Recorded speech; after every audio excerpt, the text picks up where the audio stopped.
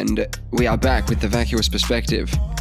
I'm Val, and I'm joined always by my good pal, co-host, and running fiend, Nate. Thank you. And you're probably thinking, fuck, this is a day late, isn't it? Is this a day late? It is a day late. We didn't record on Monday. I was feeling a bit under the weather. I'm feeling a bit better now. We're recording now, so it's a day late, but it's here. What's been wrong with you? What's up? Oh man, I got something non-COVID basically, just the reg. I guess it's your run-of-the-mill flu these days, and I don't know if the flus are getting stronger or I'm just getting older, but it knocked me out, man. Totally. Did you have any bone soreness or Yeah. fevers? You get your muscle aches, you got your fevers. I wasn't like sweating a lot. That was how COVID was for me for the first sort of 24 hours or so. It was just an absolute sweat fest. Couldn't do anything. And then I was fine after that. But this was just, it lasted longer, but the effects were a bit milder, let's just say. Yeah, okay. I got a bit sweaty with COVID, yeah. Yeah, no, I had was that one of the symptoms? I don't know. Well, you get fever, don't you? Sometimes sweaty, when you get a bit of a sweaty. fever. Yeah. You get a fever on, It's that thing where you're in bed, and because you're in bed a lot during these periods, you think you're cold, right?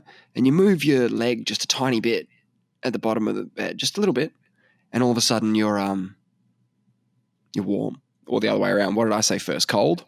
Did I say cold? Yeah. Okay, so you get really hot, and then vice versa.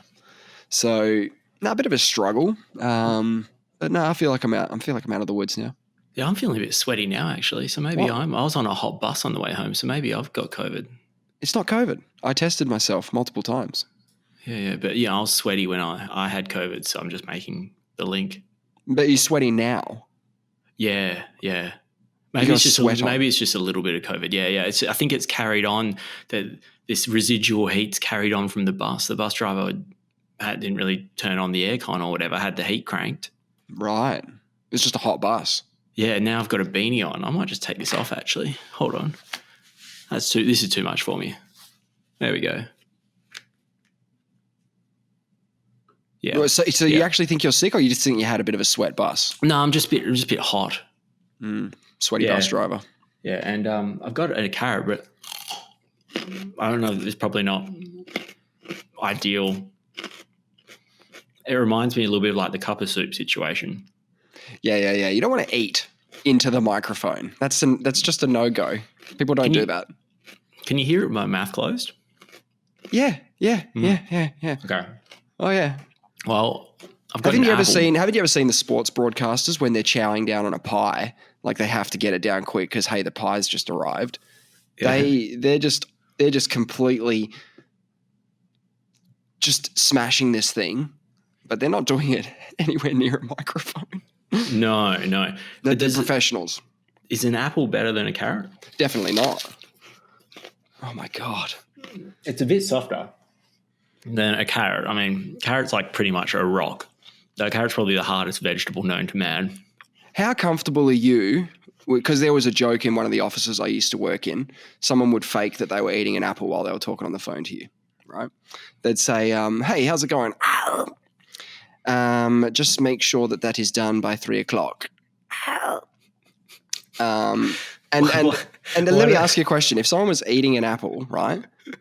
Yeah. Over on the phone to you, right? Yeah. Etiquette-wise, it's a client, it's a boss, it's a client, whatever the situation is. You're not down with that, are you? Well, it's either a big fuck you to the other person, or it's just a sign that, which is also similar to the fuck you, is a sign that you feel so comfortable in what you're doing that you can't offend the other person, that you just think it's just a applying non-issue, either of those scenarios to the carrot apple situation that we just had. Applying either of those, what are we doing there? We're not I'm giving just a big fuck you, are we? No, definitely not. Oh, but that was one option. That was one of the options. Yeah, that's one of the options. Yep. What's the other one again? You said it was akin to a fuck you. No. But then I moved away from it in the sense that it's just such a non-issue, right? That you just think it's fine. The other person knows there's no intention like of I'm not saying fuck you to them. I'm just eating a carrot. It just is what it is. Yeah, maybe some people find it enjoyable. Like a lot of people watch videos for that purpose. So how'd you find it? How was your experience? I'm not a fan. But that's just like, I do a lot of comms, on the internet in a lot of comfortable sort of scenarios, and people do eat and drink straight into the mic, right? Yeah. And I'll always sort of mute my mic if I'm going for a big chow on some chips or something because they're loud, right? Yeah. I want to hear what it sounds like as well on the other end. So, I mean, I have to listen back to this. So it's partially for my own benefit. People don't want to hear the masticating, right? People want to hear. Some do. No. People like to hear the can open, the kst, because then they like to try and guess what it is that you're drinking, right? That's a fun game. Yeah. No one's doing any bodily process. I probably could have guessed it was a carrot. Yeah. Yeah, it could have been an apple though. It could have been an apple. Yeah. Right? But after you did the apple example, after the carrot example, I immediately saw the difference between the two. And from now on, I'd comfortably be able to pick the carrot over the apple. If it was a potato, you wouldn't know though. Would know less. I'd have less of a chance of getting it. We could have like a mystery vegetable thing where I'm sort of munching on broccoli, like different things, and you have to sort of pick which one it is. I bet that you wouldn't be very good at it. I think you would probably just be as good as probability would suggest. Yes. That's true. Hey, but on that, there's not many people I'm offending. I think we've only got 41 subscribers. No, that's true. But that's, even the very few that we have, we don't want to be offering them big fuck yous. No, but I have something for the subscribers. Okay. You got something for them. I think we should put a hard cap at our magical 42. Wow. Just stop it there. We should just stop it. That's it. If anyone else wants to listen to us, they're going to have to go the long way. They're going to have to search for us. It's not automatically going to jump up into their feed. Right. The 42 club. It's a good number. It's a good number. It's a special number. It's a magic number. And I'm thinking about making 42 themed T-shirts. Yeah. And they can contact me if they want them. Yeah, I think the 42 subscriber T-shirt's got to be a thing because we were going to do the 39th or the 40th, but we missed out on that because now we've got 41. Once that 42 one happens, bang, we'll make 42 T-shirts, right? 42 T-shirts? Yeah. Well, what I'll actually do is I'll make 5 because I probably won't need 42. No, you make 42. It's a series. It's a 42 series. You have 42 of them. Yeah, okay. All right. Do I get different? So I get a certain amount of small, mediums, and larges? Exactly. And then once they're gone, they're gone. They're gone. So if the 42nd subscriber, the last person gets in contact with me and says, hey, how about that shirt? And I've only got a small female shirt and they're a large, extra large male. They get that. They get that. First in, best dressed. Is that what you're saying? That's what I'm saying. And on the comfort on the phone thing, I was in a cubicle recently and a guy was on the phone to someone. It could have been a family member. It could have been a coworker. It sounded to me like a coworker conversation. And whilst I'm not eavesdropping, there's nothing else for me to do. I'm sitting in the toilet, right? Yeah. He's having a full-on shit while the conversation's happening, complete with, the grunt noises that you make after a good one drops. Uh-huh. I was mortified. I couldn't believe it because sometimes when someone's trying to be sneaky in a toilet, right, I like to try and get my flush in early. You know what I'm saying? So that if there's ever any doubt on the other side that this person's like, you're not talking to me from the toilet, are you? I would press the flush button to out them. Yeah, wait, okay. So, but you finished your... Yeah. I'm trying to finish it quickly so that I can. No. But if I get the opportunity, I'm not being like, well, look, I'm not going to delay my flush because of I'm trying to be courteous to you, who's not being courteous to whoever you're talking to. Yeah. Right? Okay. Yeah. You don't make phone calls in a public toilet, do you? Well, I'm not eating a carrot in there. No. Well, you wouldn't do that either. No, that's the ultimate. Very disrespectful at that point. Is it? That's worse, you reckon? Eating a carrot on the toilet's worse than having a chat to someone. Well, no, they're both eating a carrot and having a chat. So if you're having a chat and eating a carrot. That's pretty bad. Oh, yeah, you're doubling down. Yeah, you're doubling down at that point. Even if it's your wife, partner, right? Even if you're talking to them while you're having a shit. Yeah, I don't really do that. You still got a lot of balls doing it in a public environment, is all I'm saying. Where there's someone who's already in a cubicle, occupying a cubicle, so you know you're not alone. I just think the disrespect's not just at the person on the phone, it's to me. I mean, toilet conversations, shouldn't really be a thing anyway. Keep it, take the conversation outside. I mean, you're watching The Mandalorian, not at full volume, I assume. No, I got earphones. Exactly. If you were watching it and it was like, get him, pew, pew, pew, pew, pew, and people are in the next cubicle going, the fuck is this guy doing? Mate, if someone comes in, I've got one earphone in, I've got it on minimal volume. Yeah, if someone comes in, I pause it. Yeah, because I don't want them to hear like even the tiniest bit. Even the tiniest bit could set off them. They could hear just like Mando.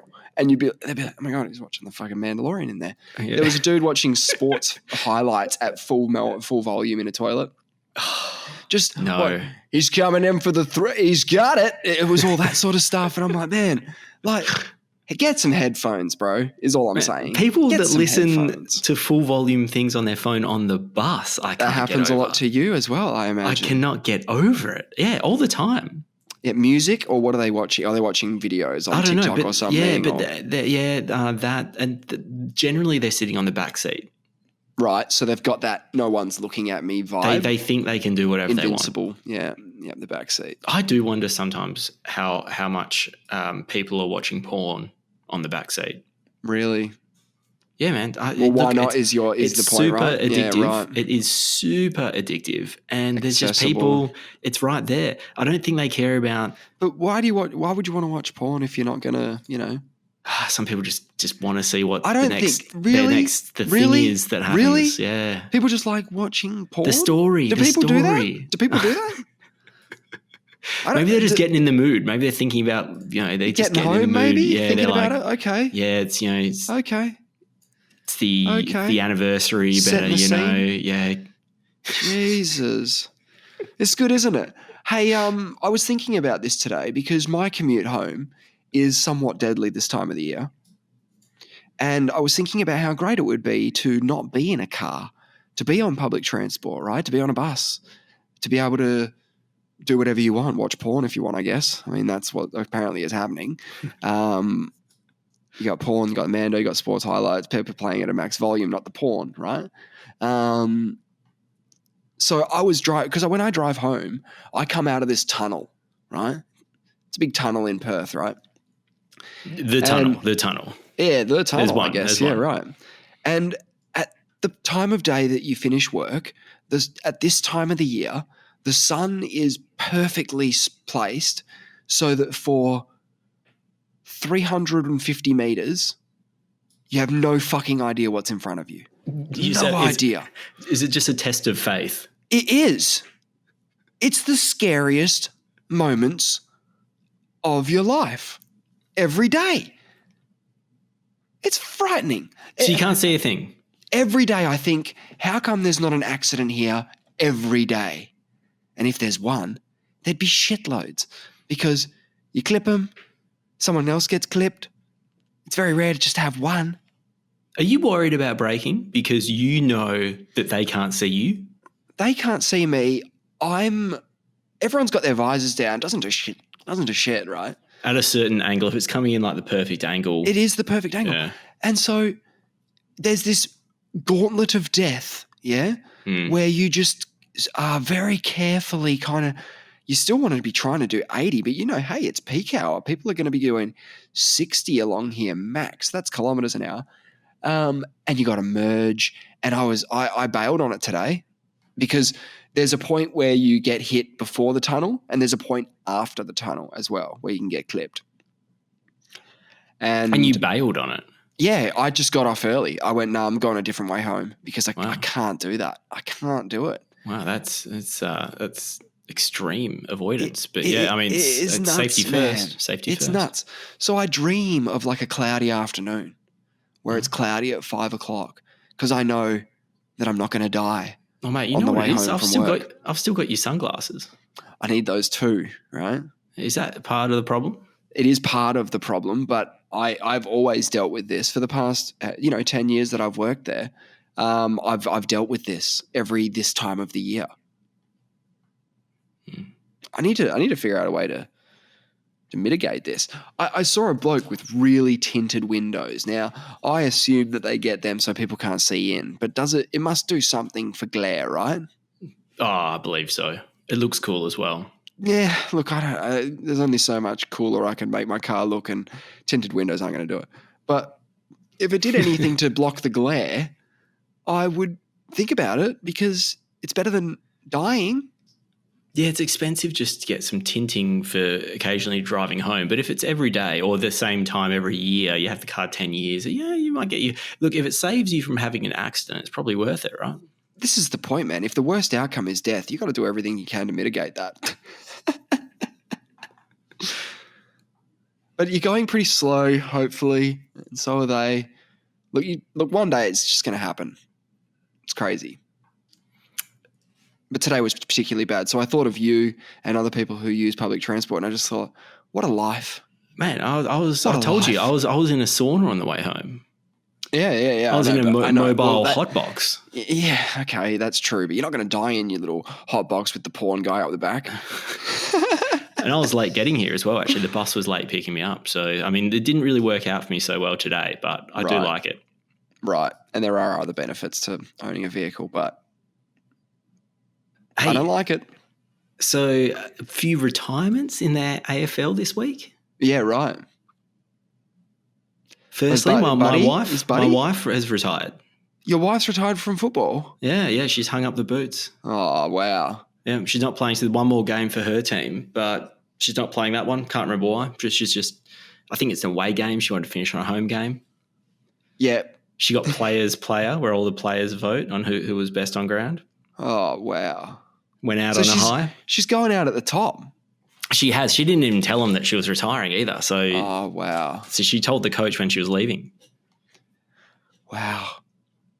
And so it wasn't even one of those like, yeah, you know, you're best on in your last game, but you did fuck all. It was like, you know, right. Oh, it was she earned okay. it. Yeah, right, it wasn't no a charity. Chance for a psychological one. It was all merit. Yeah, it wasn't a charity bog. It was a legit bog. Yes. And then there's, I mean, not as important, but Buddy has announced his retirement as well. Yeah. So that would have been his last game, potentially at the Perth Stadium on the weekend. Was he? He wasn't. No, he was playing Essendon. Eh? What am I talking about? And Bunga's retired. Yeah, right. That's a big one too. He's retired, but I mean, Buddy, he's one of the greats. I was looking at his stats. He got the run on the ground thing as well. He's had that a couple of times. 1,000 goals. So he's only the fourth player in VFL AFL history to surpass 1,000 goals. Yeah, it's amazing. That's pretty good. 354 games, 19 seasons. How much can we compare the old records and stuff? Because has the game changed format in terms of time and time on and anything like that? Well, they compare VFL and AFL. I know that the rules were the same, but you know it's different. The whole competition was that's true. Different in some ways. Things have changed, but you can still compare them. You can have you can for sure. It's clear that people don't kick 100 goals in a season as much as they used to. In fact, Buddy was the last person to do it. Wow, that's a good start. That was in 2013. Yeah, right. I think. No, it was in 2008. Sorry, that was his first premiership with the Hawks, 2008. So it hasn't happened in, 15 years then? No. And so his 1,000 goals is in some ways more impressive because it seems to be harder for players to kick huge bags of goals in a year because no one's kicking 100 goals in a year. So you have to be able to play more seasons than him, which is also impossible because he's been playing forever. Well, I remember when they did the biggest trade of all time, arguably, the biggest free agent move in AFL history was when Buddy went from Hawks in his peak and signed an unheard of 9-year deal with Sydney. for $10 million. And I remember when he did that, I said, there's no way he's playing out that contract. Like, that is ridiculous money. That's true. People were saying that. People were like, he'll play for a few seasons or whatever. Not only did he play it out, he did an extra year on top of that. He extended it, yes. So, I mean, that actually worked out pretty good because he won – he didn't win a premiership with Sydney, actually. I think he lost 2. So how long's he been there? Because their last premiership was 10 years. Well, their last premiership was well before that. It was in the mid-2000s. Yeah, yeah. So he hasn't won a premiership at Sydney. I'm pretty sure he lost 2 grand finals with Sydney. One of them, yeah, I need that fact checked, but I mean that's a pretty big. That's a big one. And what pisses me off the most is he's from WA. Yeah. How did we miss out on that? So there's probably a story there. There's got to be a story there. Yeah. So he went in the 2004 draft at number 5. So let's see who else we got in that. Travis Cloak. What pick was he? Who was pick 1? Okay, sorry, these trades. Hold on. Okay, pick 1 was Brett Deledio, who was gun. Okay, absolute gun. But I mean, he stopped a while ago. 2, Jared Roughhead. Yep, good one. Also went to Hawthorn. So Hawthorn must have absolutely been, they were tanking prior to that. They had pick 2 and 5 in that draft. Right, and they got Buddy. They got Buddy. They got Roughhead and Buddy. But what could have a West Australian team done, right, to stop that? Could they have stopped that? How could they have stopped that? They've got more picks. They got them. Yeah, they got him. I mean, it looks like Eagles had they don't seem to have anyone. They don't have any picks in the top. Their first pick was at 28, so maybe they traded some of their picks away. There you go. And Fremantle didn't have any picks in the first 30 either. Don't know what they were doing. There you go. Yeah. Oh, West Coast got Leckers at 37. Oh, huge. Yeah, that's huge. And Bunga, yep, he was picked up in, 2005 with pick 13. Yeah, so what, did he play his first season in a grand final? Yeah. That's amazing. I assume he played in that grand final, surely. For the loss. Yeah, so if he did. The win the next season. I mean, he may not have played in 2005. I mean, if he got picked up. That's true, yeah. He would have played 2006, you'd think. Yep. Premiership captain 2018. So what is this his last season? He's just hanging him up at the end of the season, or is he done? Yeah, no, he's done at the end of the season. Whereas Buddy's got a calf injury, so he might not be back. Right, and where is Sydney on the ladder? Have they got a finals berth? Have they got a finals chance? They're fighting for finals. I don't think they're going to make it. It's a log jam to get in there. Absolute log jam. So what? The top 10 is pretty strong. Oh mate, I think they're battling right down to 14 at the moment.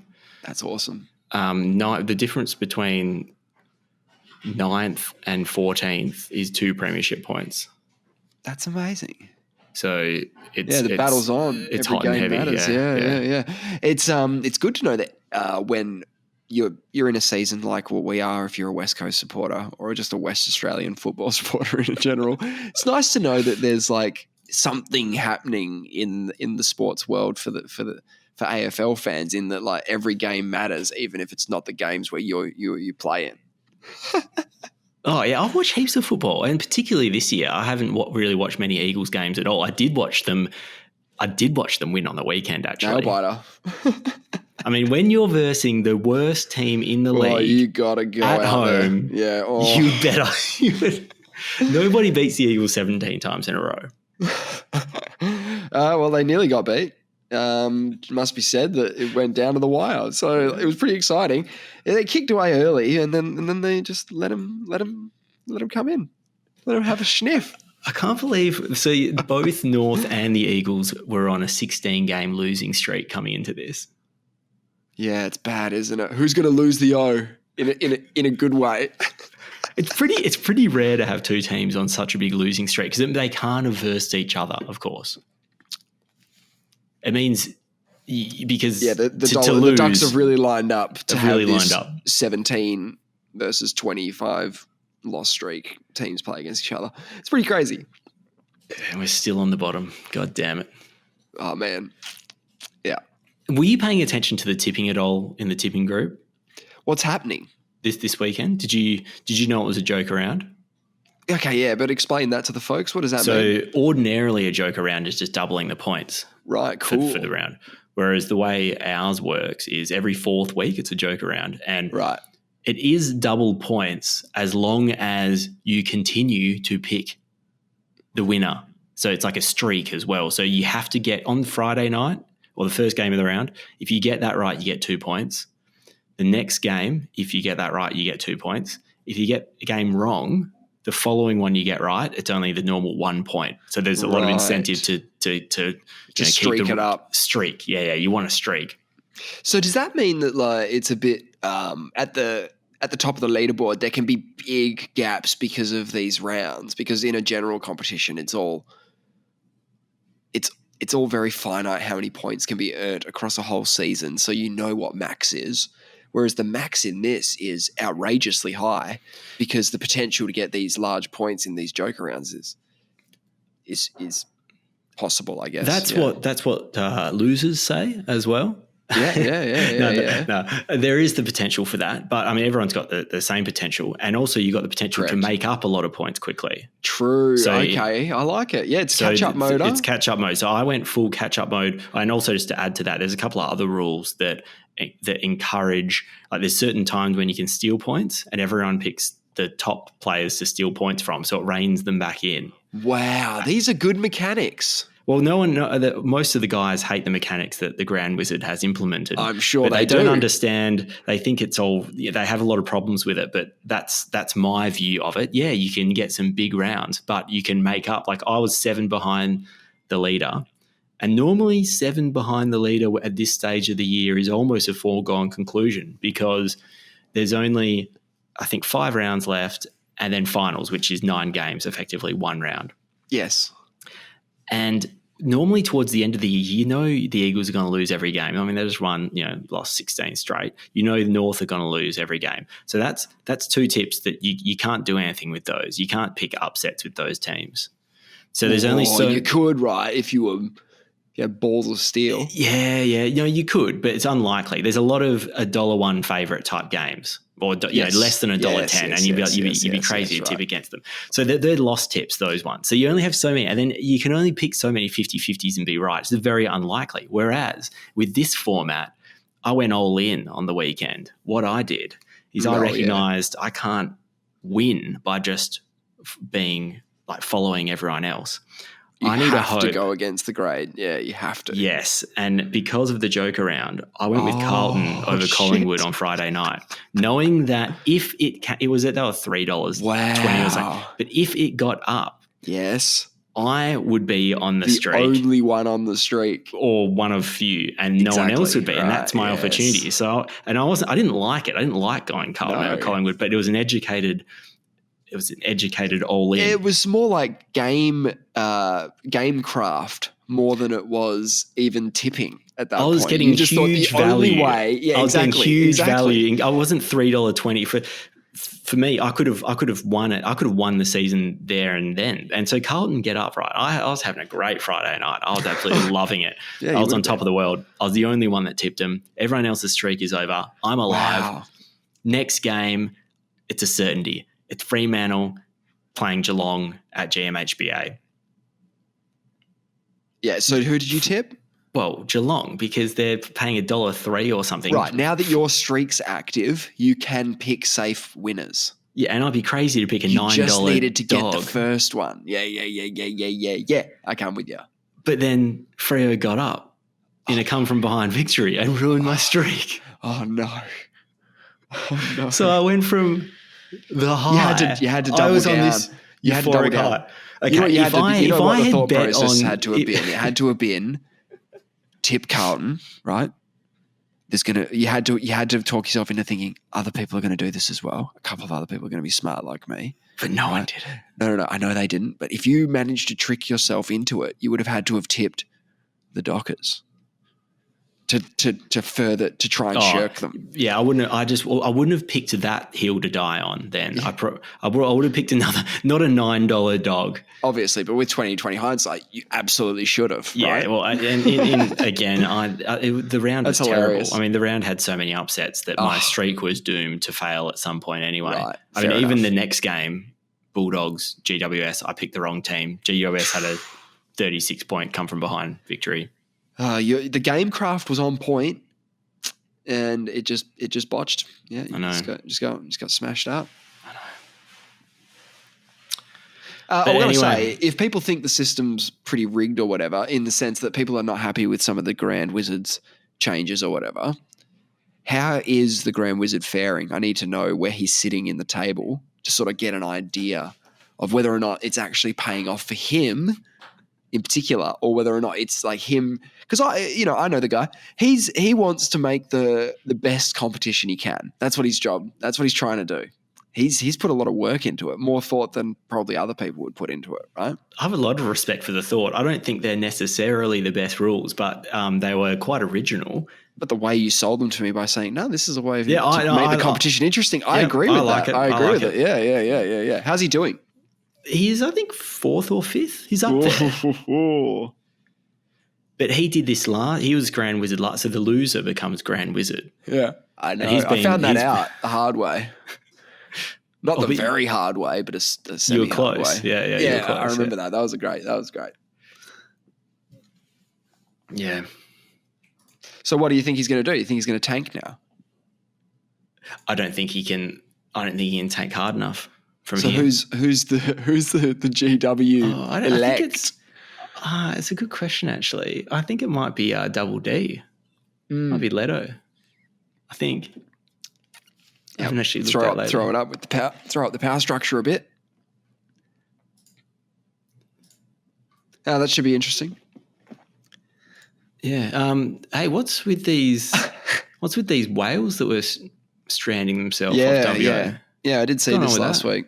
What's going on with it? Yeah, no, I had a chat with my folks about that. It was pretty sad because there was a lot of them. I think the pod was pretty strong. Quite a lot of them. Something was it over 90, and some of the whales that they managed to get back into the water. Or did they manage to get some in? Did they get some just back? A couple or whatever, but they just swam at 1.2 k's up north and then did it again. Oh no! Yeah, so a couple, and then a few got euthanized on the beach and stuff, and it's terrifying, right? Yeah, the last. But do you know what's going on? No, I heard 51 died and there were 46 they were still working on, but that was days ago. And I didn't get an update, actually, surprisingly. Well, I didn't get an update on this particular one. I don't think they're going to be able to interview any of them to find out what's going on. But here's what happens, man. Due to their tight-knit social communities that they form as whales, it's part of evolution for them, right? An unfortunate byproduct of this incredibly tight-knit community structure is that it's normal for fish when they're feeling sick or something's wrong, if they're injured, to swim to shore, right? A lot of fish do this. Marlin have done it. Things like this. They'll break their nose and then they'll just swim into shore, right? Unfortunately, with whales, when they have that sick, injured feeling, they let out this call that says, I'm fucked, everybody. Lets them know, hey, I'm fucked. And so it goes to the shore, and because they're such, as a byproduct of their tight-knit social structure, they go with them. They do it as well. You think that would get stamped out? That doesn't seem like it's a exactly smart what evolutionary... I thought. No, I agree. But you have to think, this is a unfortunate byproduct of this thing that they've obviously evolved to do, which is that be in these. Yeah, exactly. There's got to be a competitive edge to having that structure. It's just an unfortunate thing where this can happen.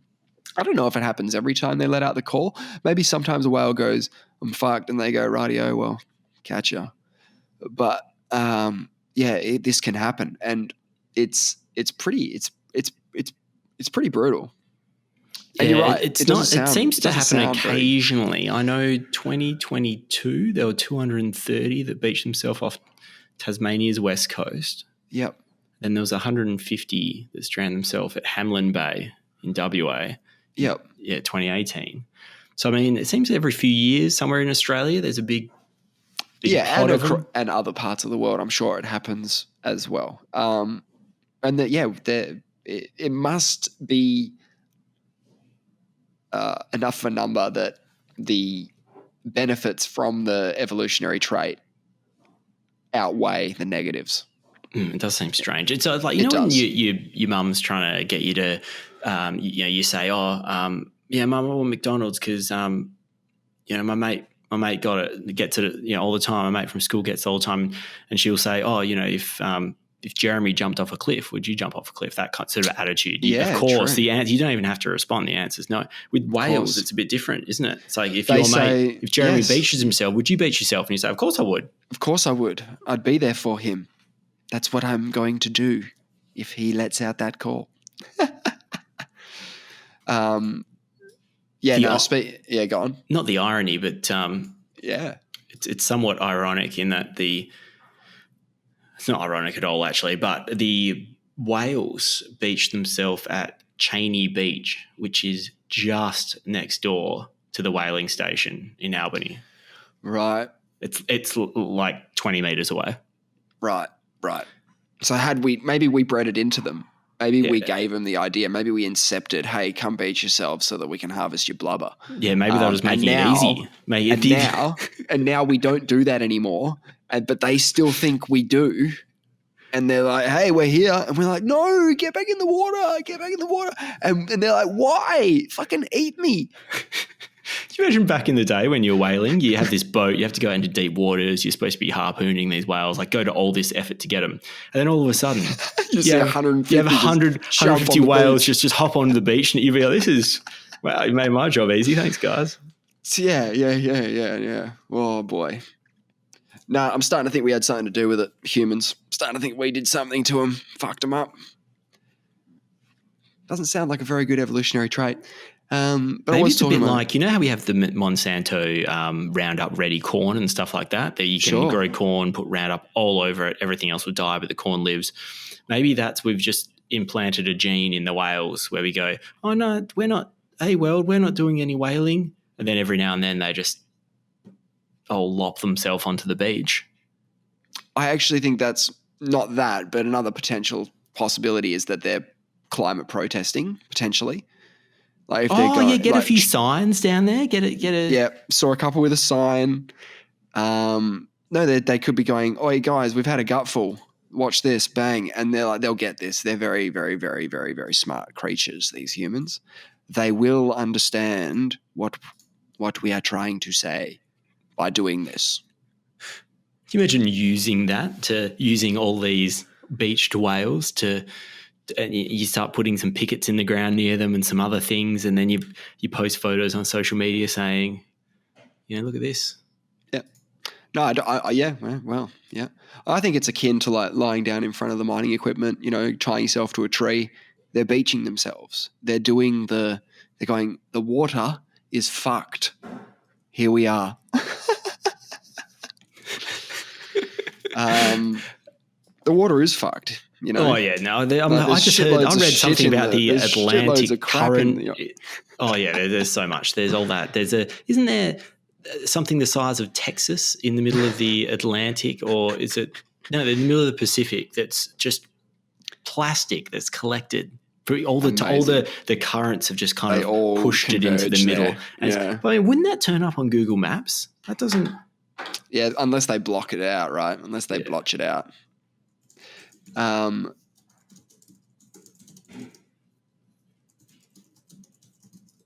don't think you'd be able to see it on Google Earth. Yeah, I can't see it on Google Earth, but 300-mile swim through the Pacific garbage patch. 300-mile. Okay, there's some pretty crazy photos, though, that I'm looking at. Don't know if it's legit, but it's a lot. Yeah, I need more like just an infographic of it so I can see how big it is. It's called the Great Pacific Garbage Patch. Yep. It's got a good name. Do you reckon ChatGPT will know about it? Yeah.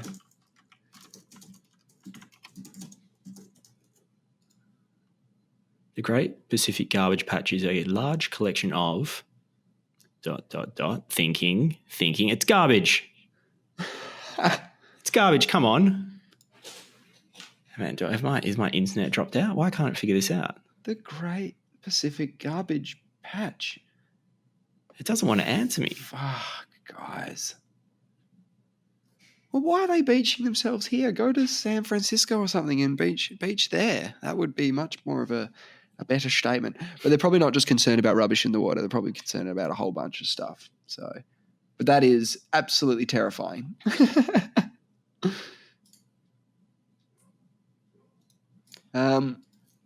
If I told you that an Earth rock was flung up into space, stayed there a few thousand years, and then returned to Earth, would you call that, like, would you be calling bull? Is that fantastical? So it blows it up into a rock goes up into space, a chunk. Sorry. ChatGPT's just answered me. The Great Pacific Garbage Patch is a large collection of marine debris, primarily consisting of plastic, located in the central North Pacific Ocean. Is one of several such areas in the world's ocean where marine litter accumulates due to ocean currents and wind patterns. The patch is not a solid mass of trash, but rather an area where the concentration of plastic debris is higher than other parts of the ocean. Discovered in the late 1980s, estimated to cover an area of millions of square kilometres, making it difficult to determine its exact size. Yeah. Consists of various types of plastic waste, such as bottles, bags, fish nets, and microplastics, which are small plastic particles that result from breakdown of larger plastic items, poses significant environmental and ecological threats. Accumulation of plastic in the ocean has raised awareness for the need to reduce plastic waste and improve waste management practices worldwide. Yeah. Okay. Just a couple areas, I guess a couple million square kilometres, apparently. Oh, cool. Yeah, I can't see that on Google Earth, so... They just smooth that over. They just get the paintbrush. They get the paintbrush. They really did. Oh, it's lovely. Why can't you see the Great Pacific Garbage Patch from space? It's going to be like I can. Oh, because most of the vortex is made up of microplastic particles. Not the photo I saw. Yeah. Okay. Well, they're. Look, we need to go there. I think I've seen enough of these pictures. I think. I need to see it. Make it a tourist attraction. Yeah. Yeah, but anyway, there's a rock that's been found in the Sahara Desert in Morocco. Yeah. That was a few years ago they found it, but they reckon it's the first Boomerang meteorite. They're calling it the first. Because they think that it's got all the characteristics of an Earth rock, of a rock that originated on Earth, but it also have the characteristics of a meteorite in that it's all charred up and it's done a re-entry procedure. Yep. Okay. So there's no doubt it's a meteorite. Apparently, it's just debate whether it's really from Earth, and it's got the same chemical composition as volcanic rocks on Earth. Right. So this bloke... Yeah, we'll go with that. Yeah, they strongly suspect the rock was first hurled into space after an asteroid plummeted into Earth roughly 10,000 years ago. The other natural event capable of catapulting rocks to high altitudes is a volcanic eruption, but geologists say the possibility is highly unlikely to explain the latest findings. Right, and when did it come back? Do they know that? They found it in Morocco a few years ago. Yeah, but how long was it in space for? Apparently a few thousand years. A few thousand years. So what kind of orbital pattern is that? It's going out. It's obviously not just going straight up and down. It's exiting the Earth's pull altogether. It's going for a bit of a journey through space. Yeah, right? I think so. Might have orbited the sun for a little while and then just comes back on our path a couple of 10,000 years later or 5,000 years later. And then it seems like finding a needle in a haystack, right? They're calling it. It doesn't give us any indication of where the meteorite that it came from hit, because this is just where it came back down in Morocco, right? That's where they found it. Yes, that's right. So that doesn't tell us where the OG rock struck. No. or where it was from to begin with. Interesting. If it was from Earth at all. So apparently it's created a new genre of meteorites, the terrestrial meteorite. That's what we need, more classification. Need more classification. What is that? What is that? It's a meteorite. Wrong. It's what did you say? Terrestrial meteorite, dude. And they're saying they don't know what it's worth because it was bought by a meteorite enthusiast. I mean, I think I'm a meteorite enthusiast, but I don't have any meteorites. Can you be an enthusiast without actually owning any? I think you can. I think you should probably start your meteorite journey if you want to continue to call yourself an enthusiast. Like, how long can you be an enthusiast for before, like, once, but not getting any of the stuff? Come on, man. You got to get a meteorite. Just gone to eBay. Yeah, grab one. What happens when I search meteorite? Grab one. Yeah. Easy. 5 gram beautiful Shiriko plastite meteorite slice from Kenya. Yep. It's got an official little number there, C6349, $32. 32 bash. Mate, they're sending it to me from China. I don't trust that. Well, but they just said it's a meteorite. It's got a number. 35 bash. You're in the enthusiast market with 35 bash. You're in. What's the most expensive You're one? not just that, but you're a collector. Like, I'll go the over 260. Okay, here we go. Oh, here we go. I mean, this isn't that expensive. It's a half a kilo. Yep. Unclassified NWA meteorite. You know what's funny is this meteorite, the one that the Boomerang meteorite is actually officially named Northwest Africa 13188. It's NWA 13. Right, cool. 18, so that gives you an indication. NWA. So same area. Potentially. Discovered in the same sort of area. Great. Okay. That's $295 plus Sounds $10, right. $10 postage, yeah. And how do they prove validity of this stuff? Like, how do they do that? Does it come with a certificate? I at well, least even want a then, certificate. like, can't I just print a certificate that says official, thing rock from the official meteorite body, whoever that is, like NASA or something? But even NASA was giving out fake moon rocks. So who can you trust? Man, NASA gave Nigeria, I think it was Nigeria, the bloody Museum of Nigeria or some shit, fake moon rocks. Turned out to be petrified wood. Yeah. Is that illegal? Like, can someone, I mean, if someone sells me a fake moon rock, don't I have some kind of, legal recourse? Yeah. I mean, it's just the vibe. It is the vibe. Oh, I agree with you. It's misleading. I mean, I've got rights as a consumer, But they just thought they'd give, they just thought they'd give them a piece of petrified wood and go, moon rock. Yeah. Okay, here we go. Meteorite iron, 200 grams with certification. $295. Looks pretty cool. Let's see what this certificate is. How do I... Well, even if you've got a certificate, though, that doesn't do anything. It's a certificate of authenticity. It's not just any certificate. Yeah, but I could print a certificate of authenticity today.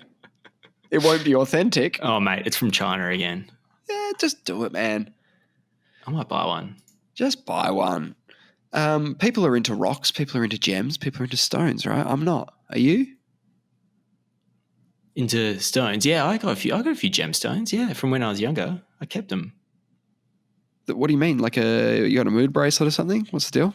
No. I've got like amethyst and all what does that do? Jazz. Yeah, just hangs out. It just looks purple. What does it do though? It doesn't do anything, right? It looks pretty. Looks pretty. That's nice. My mum thinks that they do stuff, I think. Oh, is it like the crystals type? Yeah, and when she came over to my house recently and she said, because sometimes she'll come over and hang out and whatever, we'll have some dinner and she'll stay over, and she goes, and I've got a surprise for you, and I just love it when she says that because I'm like, what's the surprise? And at the end of our chat, she said, you didn't notice the surprise, and I went, well, what is it? Can't be much of a surprise. And she opened my door, and my door, the door up the top leads to just big stairs that go down. And at the entrance, hanging from the roof, was a little joined together blue rocks or something. Hanging from the roof? Yeah, like, hanging from the roof. Yeah, so that you like walk under it. How did she get it hanging from the roof? She got one of those like sticky hooks. Put it on there. I thought it's quite a high. Yeah, okay. I'm sort of confused. Not at up where there, it is. at the bottom. At the bottom. Oh, at the bottom. Okay. Yeah. I thought she had like a really big ladder or something. She would have needed it. So she's got that there, and I said, "Oh, Mum, I don't like that. I'm not a fan of that." And she said, "Every house that I've lived in has had one." And I said, "Yeah, but this is my house, and I don't have a lot of decorations around, right? And if you've got one decoration, that represents 100% of the decoration in the house. If people were to go, well, I wonder what he's into, and that's the only thing." Yeah, that's all you're about then, isn't it? That's 100% all I'm about. But you have some things around. Yeah, I do have things around. I'm sure they'd garner a pretty good idea. Yeah, Pink Floyd, the wall poster. You got there's heaps paper of stuff. Mache heads. I got heaps of crap. Yeah, you're a real psychopath. Yeah. yeah. So, so I said, I don't really like this, and I'm not blaming her, but it's that's when I got sick. So, if it was meant to do immediate Jude things, it failed miserably. So have you? But I told her. You removed have you removed it from your house? I told her that I was going to give it the 3 strikes policy. If I look at it and go, oh, that's a strike. If I look at it again, it's another strike. And if I see it again and I go, oh, it's 3 strikes, you're out at the old ball game. And she's lovely. She's always like trying.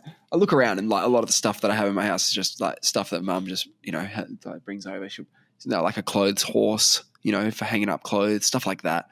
That's good stuff. It's all very like usable stuff. And I remember when she brought over the fish. Remember how I got fish? Do you not have fish anymore? Remember how I got the fish from? Yeah. Yeah, and you said that there's no way that they'll last a year. Is that what you said? Yeah. Yep. So they did both die, right? Tragically. And I did say at the time that I was questioning sort of morality of it, of whether or not this counts as a life for these things. They're just in a fishbowl. How long did they live? Well, you could do the math, but died a few weeks ago. The second one died a few weeks ago, right? But do the math. The episode's out there. It's on the public record. Of when I started to have bad feelings about it. And when she came over, she said, she saw the empty bowl. She said, "Where's the fish?" I said, "They died, Mum." And she said, "Oh," she was smiling. I said, "You're smiling. Why are you smiling?" And she said, "Oh, they had a great life." I said, No, they didn't. It's the circle of life. They died. Did you flush them? They had a terrible time. Nah, put them in the dirt. Yeah, all right. Honourable death. Got a proper burial. But I mean, aren't we all fish in a bowl at some point in some way? Yeah, but if you were a fish in a bowl, you wouldn't subject a fish to the bowl as well beneath you, the bowl beneath you, would you? That's all that they need. And we're told they have the short memory, that they don't need it. Like they say all these things to make us feel good about consuming them and buying them and putting them in the bowl. Yes. Yes, they do. If you talk to a fisherman, and I do talk to a fisherman, he will tell you that fish are not sentient. Yeah, that's what a fisherman says. Exactly. That's what I said. I said that's because you can't reconcile your favorite pastime if it was also a psychopathic murderous act to do your pastime, right? Because I told him, and I'm not proud of it, right, that when we were kids, right, you'd catch a blowfish on the beach. No, not on the beach, on the rocks at, Hillary's or something, right? Mm-hmm. And instead of going, oh, shit, I caught a blowy, because you can't eat them, you can't keep them, you just throw them back. We'd just, because they like to puff up, yeah? Yeah, you put them on the hot cement, yeah. We just bash them on the rocks a bit. It's so terrible, isn't it? Yes. If I saw a kid doing that today, I'd go, what are you doing, mate? But It happened.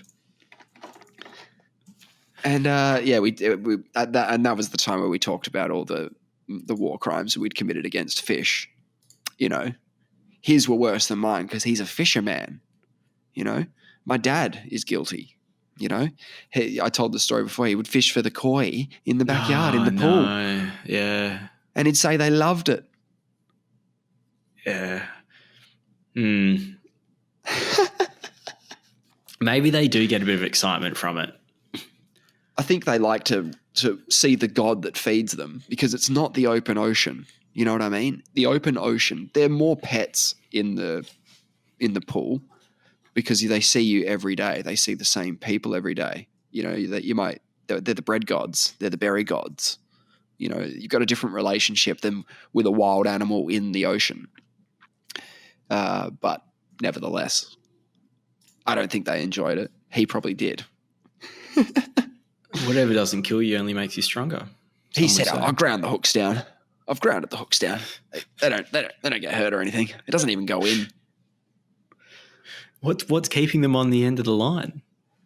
A hook, right? That's what I would say. That's what I said. I'm like, yeah, but how are they? What, they're just coming in at their own volition. They're just traveling alongside the line for you. Just, I want to go see the bread god. If anything, you want really sharp hooks, but you want to remove the barb, right? That's what he did. He took the barb out. Yeah. Yeah. Okay. So you want a really sharp hook. You don't want a blunt hook. You don't want these like thick, like rusty, round hook. That's exactly what you want. Punching through your cheek.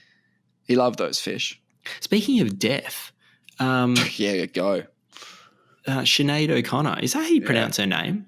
I never know. I never know when it's like, yeah. I mean, that was, do we know what her cause of death was yet? It was unknown when I first heard about it. Yeah, no, I'm not sure. Mid-50s. I think that was how old she was. She was mid-50s. But no idea. No idea what she died of. Yeah, I didn't know about her activism. What, the ripping up the Pope picture on Saturday Night Live? You didn't know about that? I didn't know about that. Well, now you do because she died and stuff. But now I know. But I mean, that's kind of really promoted her. Like, I mean, it makes you realize, like, well, it was one of her big things, but also one of the things that, like, you know, it was a give and take with her career, right? It was probably didn't do a lot of good things on one side, and then probably did a whole bunch of good on another side. So it was It was in 92. So I mean, she was ahead of her time. Oh yeah. Because I mean, it wasn't all this stuff about the Catholic Church. I mean, I know this is one of those things that people go like, "Oh yeah, no, I knew it was always happening." You know, like after it all breaks down. Doesn't make it better, does it? No, but it's like you look back on it and you say to someone, "Oh, yeah," the people say, "Oh, I kind of always knew that was happening." You're like, "No, you didn't." Like, oh, sure. You didn't like, you know, it just seems that way because the way it's played out. That doesn't sound good either. No, but she was way ahead of her time in 92. Yeah. So and I watched that clip because when I sort of, you know, read about it, I was like, what's she done now? Like, what's this Saturday Night Live thing? So she did this a cappella performance of Bob Marley's War. She looks into the camera. Yeah. And when she's saying fight the real enemy right at the end, which is like the last, I don't know if that's the lyric or if she just said it. No, when she's saying evil, which is the last lyric, she's holding the thing. She holds up the photo and then she says, fight the real enemy, rips it up. And she hadn't told anyone she was going to do. Of course, you can't. Yeah. And it was just pure silence. It was crazy. Yeah, but I wouldn't even know what that meant. Like, what is ripping up a picture of the Pope? What is that saying? Is that saying just fuck the church? No, but it's a clear protest. It's like the whales. They're clearly protesting climate change when they or that guy on Big Brother with remember that one? What'd he do? He had a free the refugees thing that he smuggled into the house on day one. Right. That had free the refugees on it. And the plan is that when he gets voted out, he's not going to talk at the finale.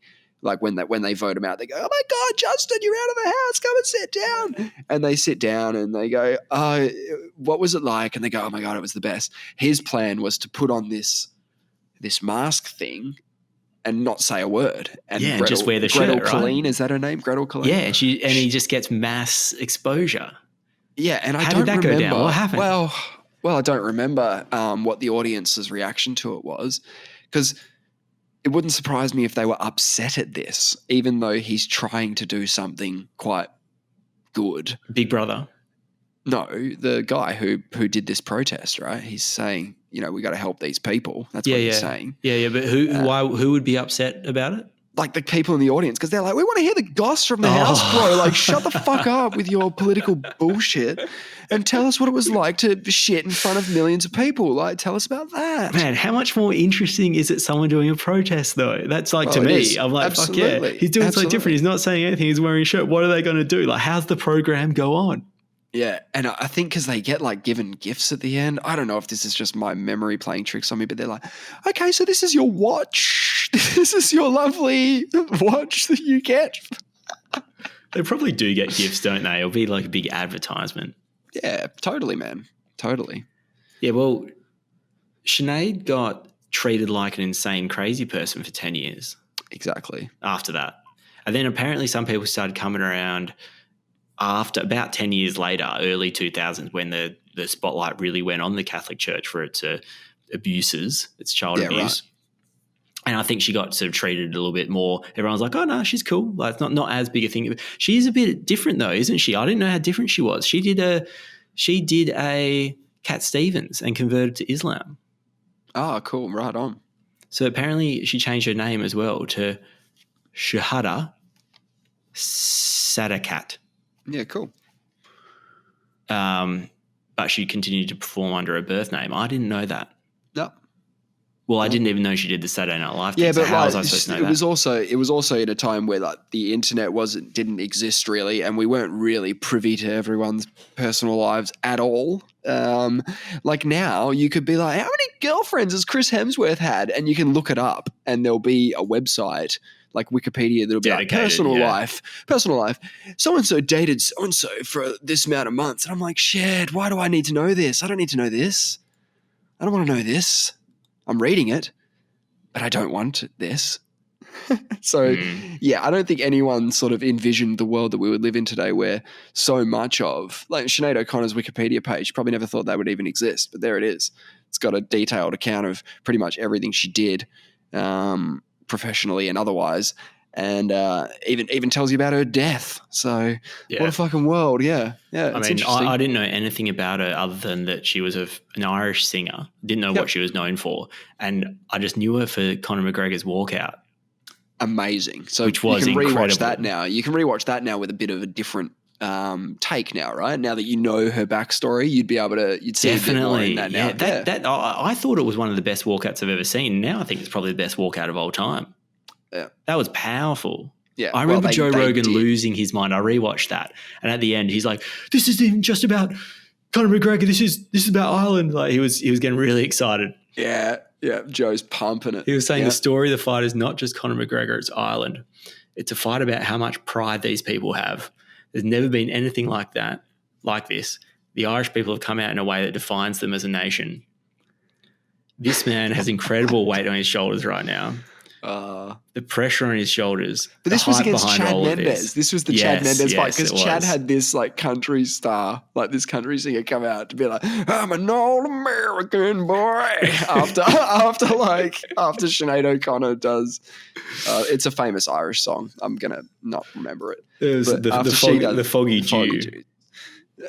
Yeah. And then he comes out to, I'm an all-American boy. And I just couldn't believe it. Well, Mendes came out first. Surely Conor came out second. Not the champion. That's a good question. I think he did. Tough act to follow. Yeah. If he did. Actually, maybe I'm wrong about that, actually. I'm not sure. But it was one of the only times they actually had live performers do the walkout songs. And that's what made it special, being Sinead O'Connor, getting up there, singing. She would have loved that. She would have freaking loved that.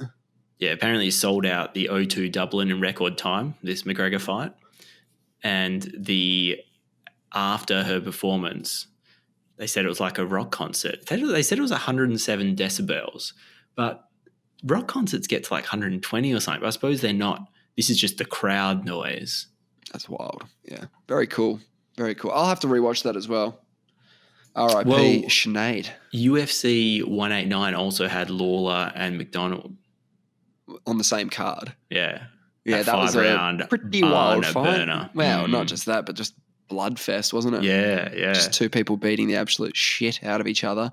Wait, was that the one where McDonald just sort of sat down and just kind of tapped out? I don't know. Was that the one where or was this?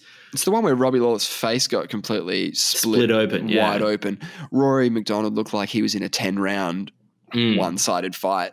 Yeah. Like his face was all busted up. And they were going, I thought they went to the final, man. I thought that was a Hall of Fame fight. Maybe I'm remembering it wrong, but I thought that went 5 rounds. Well, I think that was match of the. Maybe he did give up because maybe he was having some serious like breathing problems or something. His nose cave in pretty much? Yeah, and he couldn't take another jab. He was like, this is my face. He felt like his whole face had caved in like he'd been sucking on a lemon. Yeah, TKO 5th round, 1 minute in. So they did go to the 5th. So they had that stare down in the 5th where it's like, hey, we're doing this. And Rory was, teed up. If you're suffering severe pain deep in your face, you got to start worrying. You might think the structural integrity of your whole skull has been breached. Yeah. And if you start thinking like that, sometimes you can probably overthink it as well. True. Yeah, but Joe was making an interesting point where he said, like, very few human beings in this world will ever experience anything remotely similar to what's going on in the mind and the body of Conor McGregor as he steps into the octagon. And it has made me wonder about those kind of immense feelings that some humans get to have. I don't think I'll ever get one of those because so you've never felt the weight of a country on your shoulders. You've never felt that. Is that what you're saying? No. And I've never felt like can you imagine being a pharaoh on the summer solstice and the light shining in through the corridor that happens once every so often and you're surrounded by hieroglyphs that are imbued with meaning, and there's been pharaohs upon pharaohs before you, and you're told you could work yourself up into this amazing mental state. Yeah, this God feeling. Feeling. And I wonder about that a little bit when I do my meditation and yoga and things. I always wonder if it's all just a state of mind. Not that I want that feeling. Sure. But if it's all in your head, can't you get those powerful feelings just through believing can't you work yourself up? Listen. I know what you're saying. I find it very difficult to fool my brain if I know I'm trying to fool it. You know you're trying to achieve. What happens if you believe it? Yeah, but I don't. You're a little bit insane though if you believe it, aren't you? Because it's not actual reality. You'd have to, again, trick yourself into believing it, which is hard, or in my opinion, kind of impossible, because there's a process you're doing where you're immediately going, oh, no, that's not, no, don't worry about that. Yeah, I don't know, man. I've wondered whether you need to have, when it says, Joe was saying that Conor's got the weight of, the whole nation on his shoulders, and he gets to get that feeling because he's got the spotlight on him, and he knows everyone's interested. He knows that the viewer's crazy. He knows he's sold out the O2 Dublin in record time. He knows he's got this. He's got this feeling from apparently pretty close to Sinead, and he feels. He says, "Don't mess with Sinead. She's a badass." Yep. So he's got all the feels going on, but that's sort of being generated by everyone around him. But what he's feeling is just within his head. He's talking to his mates as well. And he's going, how many Twitter followers do you reckon fucking Pharaohs had? If they were around there, 2 million, 1 million, 1 million followers? He's like, I got 20 million. He will say stuff like that. He's that kind of, and they would go, yeah, you're way bigger than a Pharaoh, Connor. Like, because that's their hype crew, Yeah, talking him up. But they want to feed that ego because they want him to get bigger and bigger. Well, Dana White certainly was feeding that ego. And his ego reached an all-time high in the next fight against Jose. Yeah, amazing. Aldo, and a lot of build-up to that fight, like huge build-up. Years of build-up. A botched world tour. Yeah. So where was that fight? Oh, that would have been if that it wasn't Brazil, Vegas, was it? No. It's US, surely. It's going to be Vegas, or it's going to be MSG. I'll find out for you. I've gone down this path before.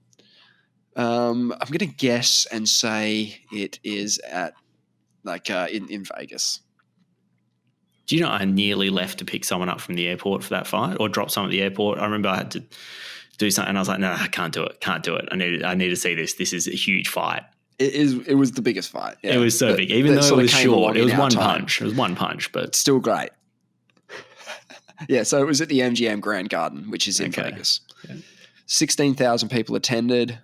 Yeah, there you go. 6 seconds. Well, it's 13 seconds, sorry. Boom. Yeah, kind of rode that wave hard. I mean, he doesn't quite have that same... Well, his record's like a bit busted up these days. But that's because ever since the Jose Aldo fight, it's not like you can take an easy fight after the Jose Aldo fight. Do you know what I mean? Every fight he's had has been really tough. Like straight after the Jose Aldo fight, he fought Nate Diaz at welterweight. He just won and unified the featherweight title, and he went up to welterweight. So he skipped lightweight, went to welterweight, and lost. Okay. Then he fought Nate Diaz again at welterweight, won by a majority decision. Then he fought Eddie Alvarez. See, these guys are all killers. Straight after that, Khabib, then Donald Cerrone, then Dustin Poirier twice. You know, So you can't take a step back. You can't go, I wouldn't mind fighting. You know, who's this guy who's in the top 15? You know, he can't go for those fights anymore. Okay. So he's going to lose more than he wins these days because he can't take a backward step. Yeah, right. Or he can't be seen to be taking a backward step. I don't think he'll fight, man. I think he might be done. That wouldn't surprise me. He's a smart guy as well. I think gets to a certain point, he'll just.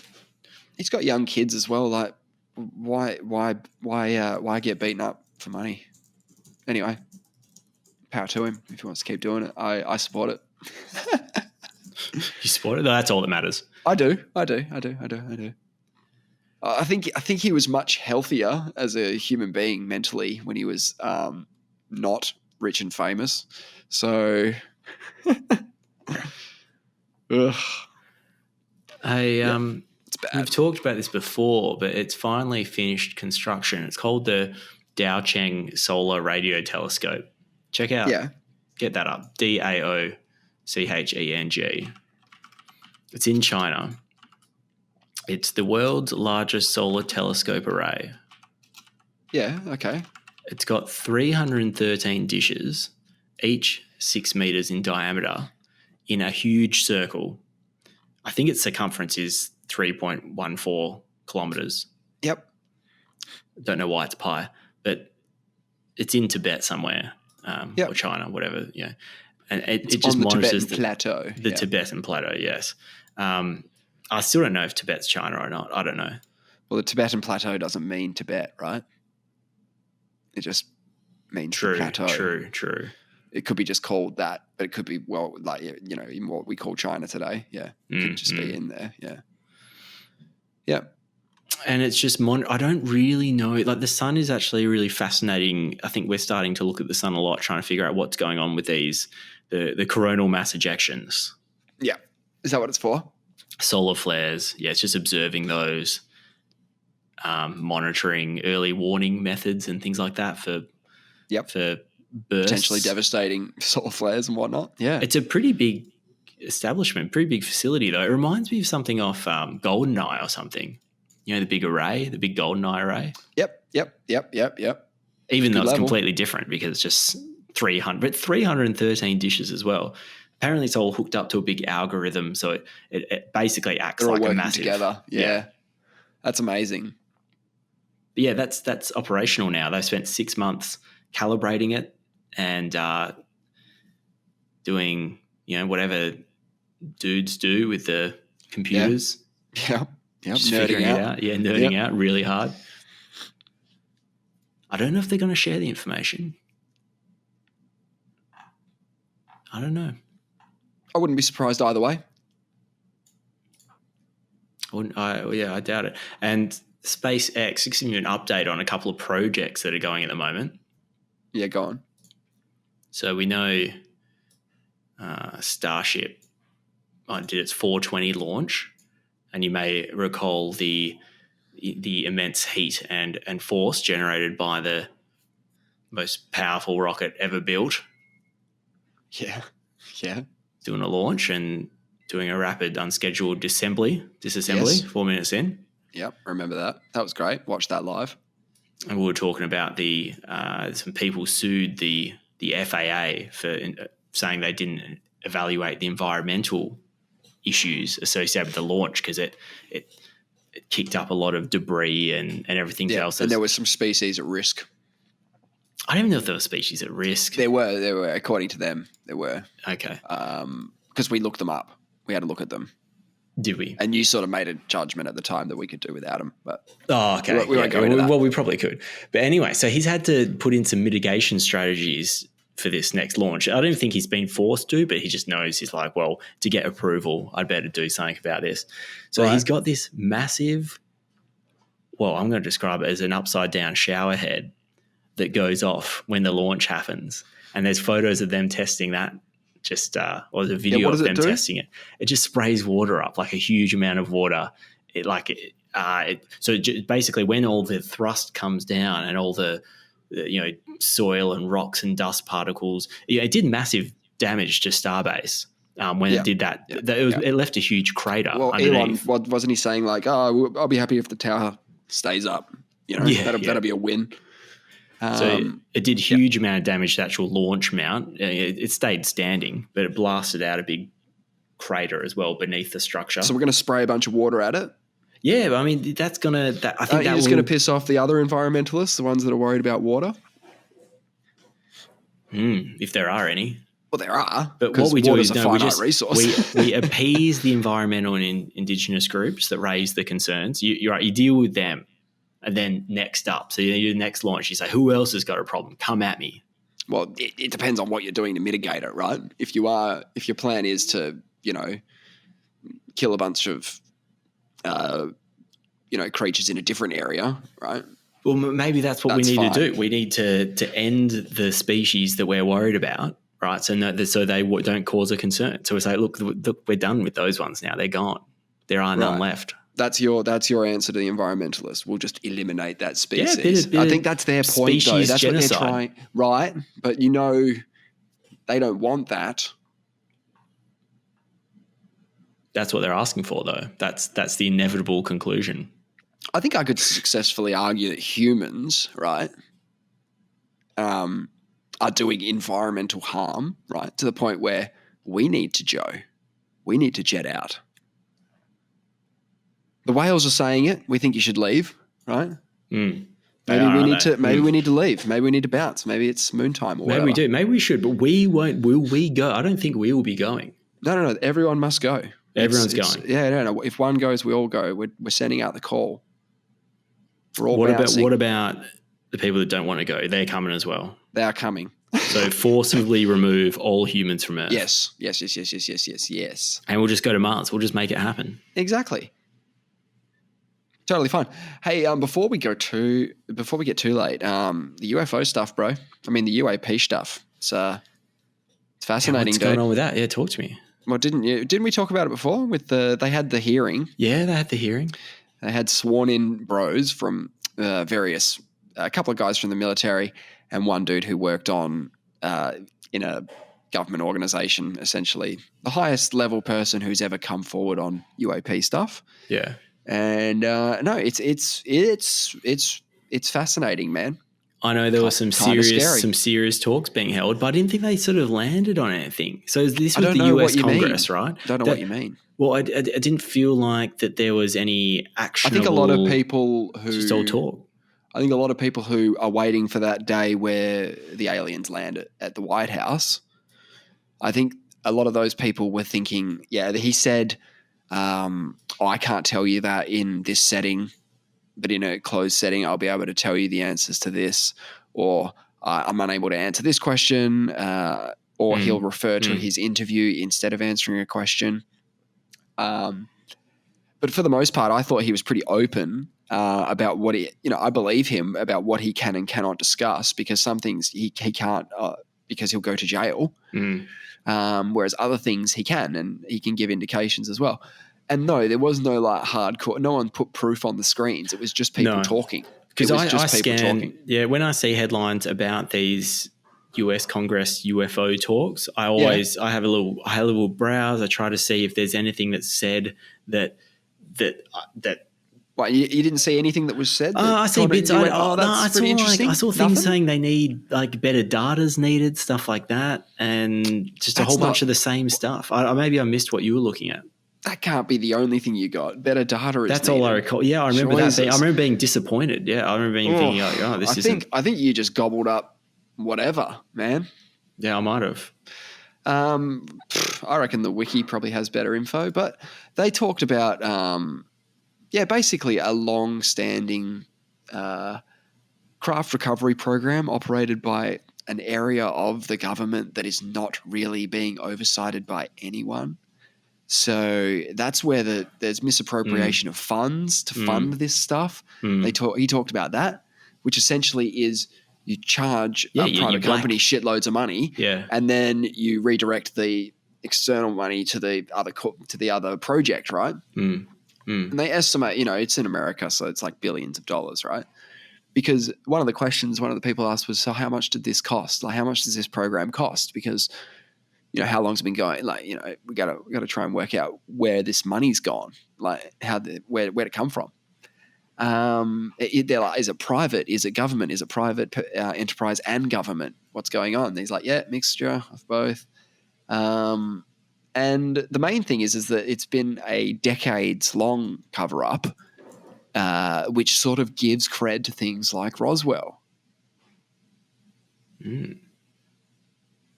If you got a guy who's under oath saying we have recovered craft and bodies before, like the government has, right? Yeah. And you go, okay, when?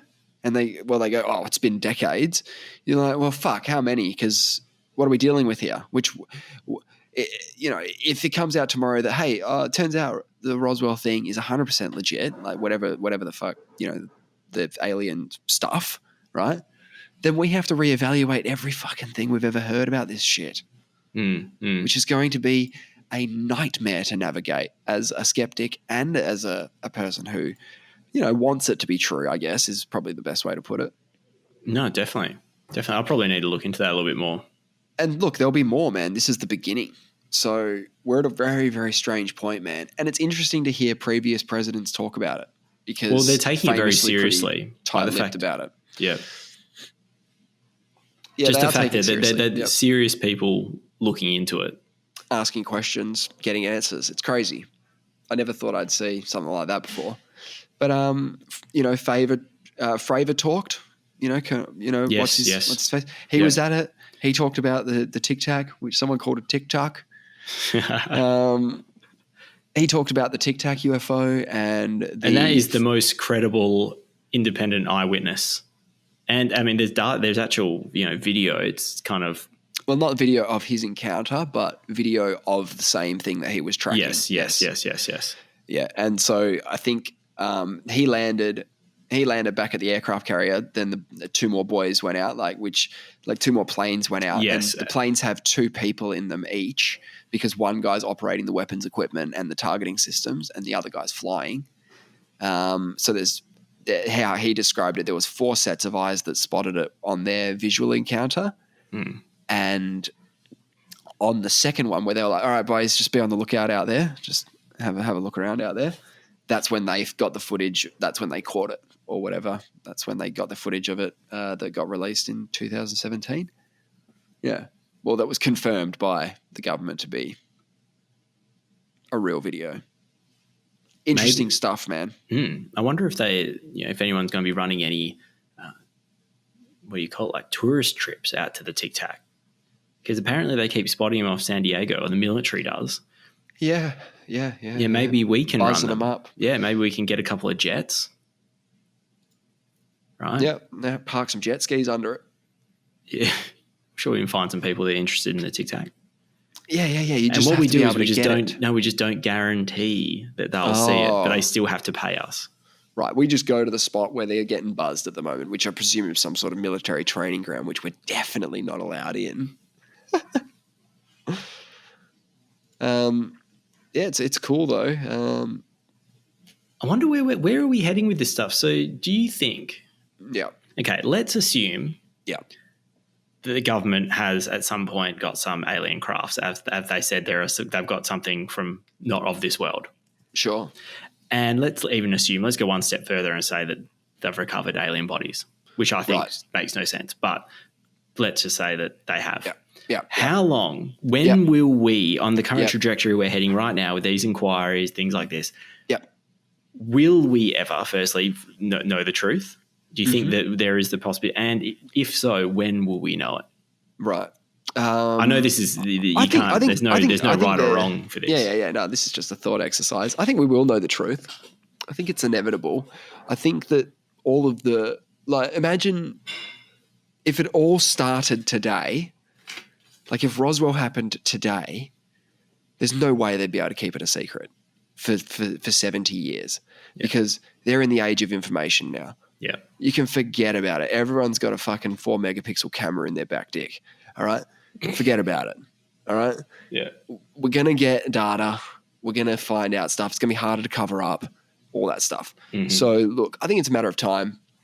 But everyone's live streaming. A lot of the people are going to die as well, like who were involved in the OG stuff. So yeah, but now why don't they blow the lid on it when they're towards the end? This is also what I've been wondering. Why aren't there more people? Maybe people don't believe people when they're on their deathbed.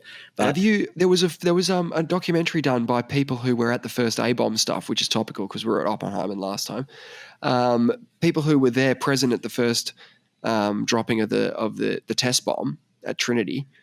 And they all suffer from radiation poisoning of some description, causing to cancers, leukemias, problems with their children, all this sort of stuff. And they get together to play bingo, big Veterans Day, right? Like veterans of the A-bomb. And they're all telling their stories about how fucked they are, basically, because of that experience and how life-changing it was. But none of them were able to talk about it till the mid-90s. They kept it a secret for 50 years, mate. They would have gone to the grave. They were allowed to talk about it in the 90s. They would have kept stum. Why? They would have shut the fuck up. Because that's what they did. That's what they did back then. You can't. But you can't. I always think you can't keep that many people silent. They embedded it in the fucking culture of the army, which is like when you go back, don't fucking tell it, don't talk about it. And they never did. And I said to my dad the other day, I was like, how many fucking mental problems were caused just by the fact that they all, pretty much most people didn't talk about their war experience because it was awful, right? Obviously. Yeah. But I mean, no one's going, I've got some fucking great stories. Yeah. When I had to patch up my best mate while he was dying and then he died. Yeah, that was a great day. I get it. It's all hard stuff. But because we didn't tackle any of that stuff, we led to more harm to families and generational and all sorts of stuff, man. So they shut the fuck up about that stuff, and a lot of them would still shut the fuck up about it. And given that all the people who have come forward recently about this stuff are getting death threats and all the rest of it, would you come forward and say you saw something? I fucking wouldn't. Yeah, I mean, probably not. I wouldn't, man. Too much to lose. Even though I always think there's going to be one person, but I suppose if you only have one person or a handful of people, they can still be shut up. Yeah, there is an active misinformation campaign going at the same time as this. Yeah. So for every one true thing, there is probably 99 bullshit. Yeah. Throw up 100 stories. Yeah.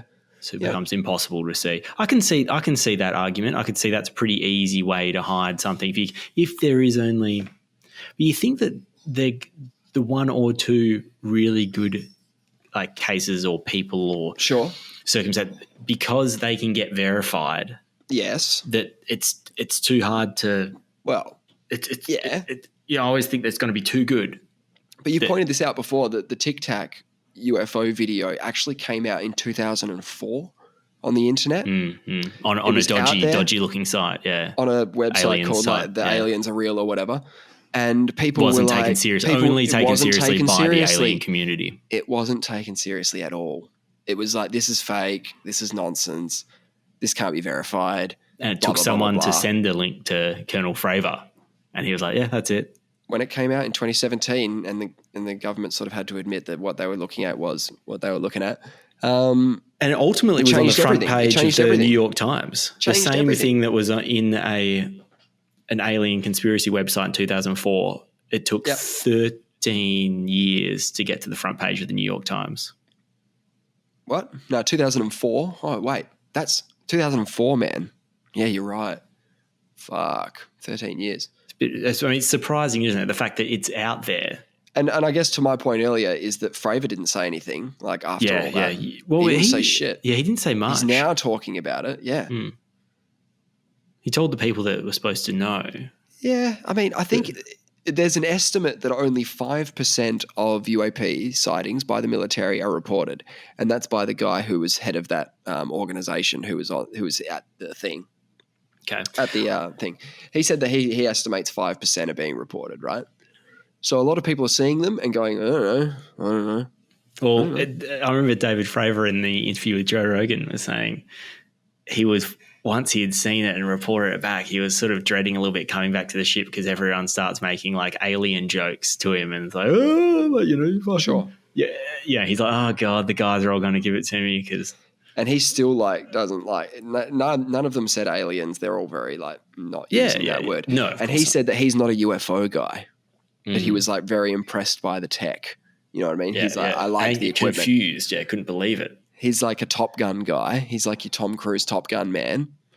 And he's just into it because he's like, fuck, man, I would love to fly this thing. That's what he said. Yeah.